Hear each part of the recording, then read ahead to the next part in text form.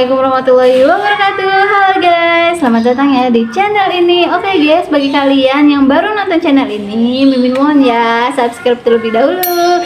Bagi yang sudah, terima kasih. Oke guys, ditunggu juga komen sama like-nya ya. Oke, nggak usah berbasa-basi lama-lama, kita langsung ke kasus yang akan dibahas hari ini. Oke guys, kali ini kita akan bahas tentang bocah Temanggung yang ditemukan meninggal dunia di kamarnya sendiri ya guys, dan baru ditemukan setelah 4 bulan lamanya.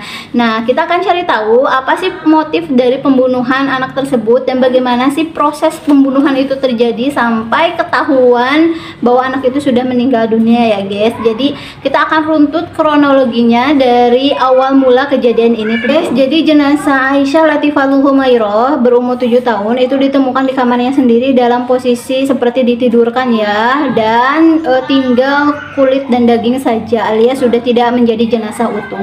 Nah, awal mula kejadian tersebut adalah pada saat sekitar kurang lebih 4 bulan sebelumnya. Itu sebenarnya Aisyah itu sudah dicari oleh pamannya ya, alias pamannya sebenarnya sudah curiga ketika bertamu ke rumah Aisyah dan tidak menemukan Aisyah di rumahnya. Waktu itu ketika ditanya oleh keluarga kepada orang tuanya, maksudnya itu pamannya itu bertanyakan tuh ke orang tuanya Aisyah kemana ya, karena biasanya Aisyah termasuk ke dalam anak-anak yang aktif. Jadi kalau misalnya ada orang bertamu itu biasanya dia datang salam dan lain sebagainya ya guys, bukan anak yang pendiam seperti itu. Jadi biasanya aktif main terus nggak kelihatan, akhirnya pamannya nyariin waktu itu. Nah, pada saat pamannya nyariin waktu itu, dijawablah sama orang tuanya bahwasanya Aisyah sedang pergi ke rumah kakeknya waktu itu ya. Oke lah, kata pamannya seperti itu, salam aja buat Aisyah. Nah, ketika sekali waktu itu ditanyakan sudah mendapat jawaban bahwa sedang di rumah kakeknya. Kedua kali, ketiga kali dan seterusnya itu jawabannya selalu sama ya guys. Akhirnya pamannya mulai curiga dan berinisiatif untuk mendatangi rumah orang tuanya atau kakeknya Aisyah itu sendiri. Nah, ketika datang ke rumah kakeknya Aisyah, ya biasa bertamu biasa ya, assalamualaikum, biasa kayak gitu. Kemudian basa-basi biasa, Pak, saya mau nanya nih Aisyah, kata pamannya waktu itu, apakah Aisyah menginap di rumahnya Bapak? Kata si pamannya itu, karena merasa penasaran sudah beberapa bulan ini tidak menemukan anak tersebut di rumahnya. Nah, akhirnya kakeknya itu menjawab, loh kok Aisyah di sini? Setahu saya Aisyah bahkan beberapa bulan ini nggak pernah datang, katanya, kata si kakeknya. Tentunya kedua orang ini yang peduli banget sama Aisyah ini bingung dong ya. Kata pamannya kan nanya ke kakeknya di rumah kakeknya atau enggak, jawaban kakeknya enggak. Terus tetapi ketika ditanya ke orang tuanya Aisyah waktu sebelumnya, beberapa minggu sebelumnya, bahkan mungkin beberapa bulan sebelumnya itu si orang tua Aisyah mengatakan bahwasanya Aisyah sedang menginap di rumah kakeknya. Terus kakeknya merasa ini ada sesuatu yang nggak masuk akal gitu. Jadi kakeknya merasa kok saya dijadikan alasan kebohongan dari orang tuanya Aisyah. Akhirnya kedua orang ini sepakat untuk menanyakan langsung kepada orang tuanya Aisyah di manakah keberadaan Aisyah, karena mereka khawatir terjadi sesuatu kepada cucu dan keponakannya tersebut. Akhirnya kedua orang yang peduli dengan Aisyah ini, mereka berinisiatif untuk datang ke rumah orang tuanya Aisyah ya guys. Nah, mereka datang bertamu seperti biasa ya, basa-basi dulu lah, assalamualaikum, kemudian kabarnya gimana dan lain sebagainya. Nah, sampai ke poin yang ditunggu-tunggu ya guys. Akhirnya kakeknya bertanya di mana keberadaan cucunya tersebut. Awalnya orang tuanya mulai mencari pembicara yang lain, alias tidak langsung to the point Aisyah kemana ya guys. Jadi diarahkan ke pembicaraan yang lain. Tetapi karena kakeknya masih penasaran banget di mana Aisyah berada, akhirnya kakeknya langsung meminta jawaban dari orang tuanya dan menyuruh orang tuanya untuk berkata jujur di mana Aisyah sebenarnya. Nah, akhirnya orang tuanya mengatakan bahwasanya beberapa bulan yang lalu mereka mengadakan yang namanya ritual ya guys, ataupun pengusiran kayak makhluk-makhluk jin-jin gitu deh, dengan dengan 2 orang dukun ya guys, yang mereka bawa ke rumah mereka. Sebenarnya sebelumnya mereka sudah pernah melakukan ritual ini kepada Aisyah dan mereka mengatakan bahwa ritualnya ini sudah pernah dilakukan. Nah, mereka berharap ketika ritual kedua dilakukan, maka jin yang katanya ada di dalam tubuh Aisyah itu bisa keluar. Katanya ada genderuwo atau sejenisnya lah di dalam tubuh Aisyah yang membuat si Aisyah ini menjadi anak yang nakal dan susah banget diatur seperti sebenarnya itu. Aisyah tidak senakal itu ya guys. Biasalah anak-anak kecil, bocah ukuran 7 tahun kan biasa nakal-nakal gitu sih. Itu sepertinya menurut Mimin itu karena memang pikirannya orang tuanya aja yang sudah didoktrin mungkin ya sama si dukun itu sendiri, karena dukun itu sendiri mengatakan bahwasanya Aisyah ini merupakan titisan genderuwo gitu. Jadi suatu saat nanti ketika Aisyah dewasa itu bisa meresahkan gitu warga sekitar, alias membuat masalah untuk keluarganya dan untuk warga sekitar seperti itu. Makanya Aisyah ini harus diberikan yang namanya ruat ataupun ritual seperti itu ya guys. Harus dilakukan ritual-ritual gitu untuk mengusir si genderuwo atau hantu sejenisnya gitu ya guys. Nah akhirnya pada ritual kedua ini orang tuanya kan sudah fix itu, sudah setuju, dibilanglah sama kakeknya bahwasanya orang tuanya ini harus mengadakan ritual yang kedua ya guys untuk mengusir si hantu tersebut atau jin tersebut ya guys.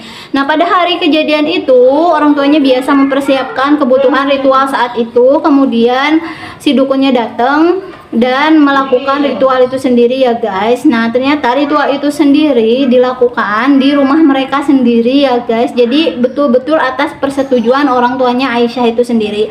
Setelah mendengar hal tersebut tentunya kakaknya terkejut dan kaget gitu, kok bisa orang tuanya mengizinkan untuk melakukan ritual yang kayaknya itu nggak masuk akal. Kenapa nggak masuk akal? Itu terjadi, jadi si anaknya itu selesai ritual-ritual yang lain misalnya ya guys, cuma Min nggak tahu ritualnya itu di dalamnya isinya apa aja. Intinya setelah di akhir ritual itu, setelah dilakukan ritual-ritual sebelumnya itu, si anaknya itu kepalanya ditenggelamkan ke dalam bak air. Bayangkan anak usia 7 tahun kepalanya itu ditenggelamkan ke bak air, otomatis pada saat itu si anak gak bisa nafas dong, kehabisan nafas ya, dan meninggal di tempat ya guys. Dan anehnya pada saat itu si orang tuanya itu merasa seperti baik-baik saja dan tidak terjadi apa-apa. Karena apa? Karena dukunnya berbicara bahwasanya si Aisyah ini hanya tertidur saja, jadi tinggal dimandikan dan diurus seperti biasanya. Makanya setelah ditenggelamkan seperti itu kepalanya, si Aisyah langsung dibawa ke kamarnya, ditidurkan seperti biasa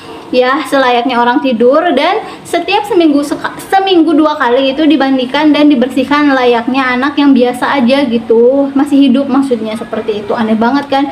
Harusnya orang tuanya sudah mulai curiga saat itu, tapi karena dukunnya meyakinkan kepada orang tuanya bahwa suatu saat nanti Aisyah ini akan bangun, makanya orang tuanya merasa ya Aisyah baik-baik aja dan Aisyah cuma tidur doang kayak gitu.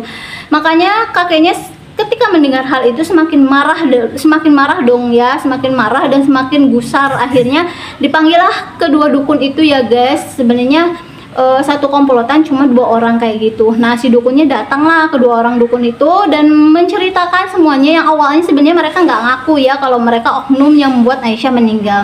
Nah karena didesak dan diomongi sama kakeknya, kalau kamu nggak mau ngaku maka aku akan laporkan kamu ke pihak berwajib, katanya kayak gitu. Akhirnya mereka mengakui kesalahan mereka dan meminta maaf pada saat itu.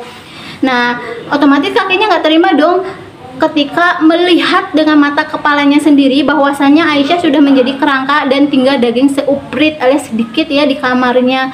Histeris dong kakeknya. Saat itu juga kakeknya langsung melaporkan ke pihak berwajib tentang kejadian yang terjadi di rumah anaknya tersebut. Jadi selama 4 bulan jenazah Aisyah yang tinggal tulang itu berada di kamarnya ya guys, alias diurus kayak biasa gitu sama orang tuanya. Karena orang tuanya berpikir seperti yang tadi Mimin bilang bahwasanya si Aisyah itu bakal bangun lagi gitu, sampai pada titik dimana disadarkan oleh orang tuanya bahwasanya itu hanya akal-akalan kedua dukun itu ya guys. Jadi orang tuanya mulai menyadari dan mulai histeris gitu, mulai oh iya ternyata pemikiranku saat ini salah, dan merasa menyesal telah melakukan ritual tersebut kepada anaknya gitu guys. Tapi yang namanya penyesalan kan pasti di akhir ya guys, kalau di depan mau pendaftaran ya kan. Tapi semuanya kayaknya sia-sia karena anaknya memang sudah tidak bisa diselamatkan lagi, karena selama 4 bulan itu memang anaknya di kamar aja dan memang sudah meninggal dunia pada saat hari H kejadian dia ditenggelamkan di bak air itu ya guys. Jadi rasanya sudah terlambat banget sebenarnya. Nah, setelah kepolisian bertindak, maka sudah dilakukan olah TKP di tempat kejadian ya guys, dari mulai saksi kemudian tersangka dan lainnya sudah dilakukan olah TKP dan sudah ditangkap beberapa oknum yang ada di dalamnya, termasuk orang tuanya Aisyah itu sendiri. Nah, kedua orang tuanya Aisyah juga bisa dikenakan hukum pidana, namun kakeknya dari orang tuanya dari Aisyah, maksudnya kakeknya dari Aisyah itu berharap orang tuanya Aisyah tidak dihukum seberat-beratnya ya, tidak seperti oknum dukunnya. Kenapa? Karena kakeknya merasa bahwasanya orang tuanya Aisyah ini hanya dijadikan alat oleh dukun itu untuk melakukan ritual tersebut gitu ya guys.